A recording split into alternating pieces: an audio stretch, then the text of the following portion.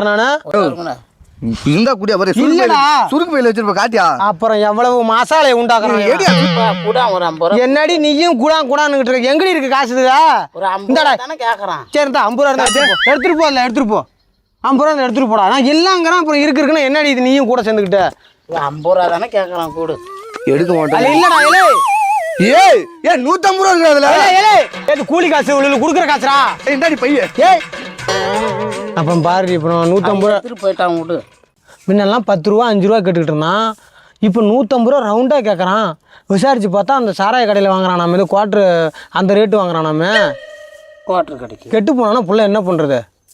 அவனை அடிக்க மாட்டான் அப்பங்காரன் என்ன தான் போட்டு அடிப்பான் நீ தாண்டி கொடுக்குறேன்னு சொல்லி என்ன போட்டு பொழப்பான் அதனால தான் பயந்துக்கிறேன் வேற எதுக்கு பேர பிள்ளைகளுக்கு கொடுக்காம நான் யாருக்குமா கொடுக்க போகிறேன் என்ன தப்போ பேர பிள்ளைங்க நல்லா இருந்தால் சரி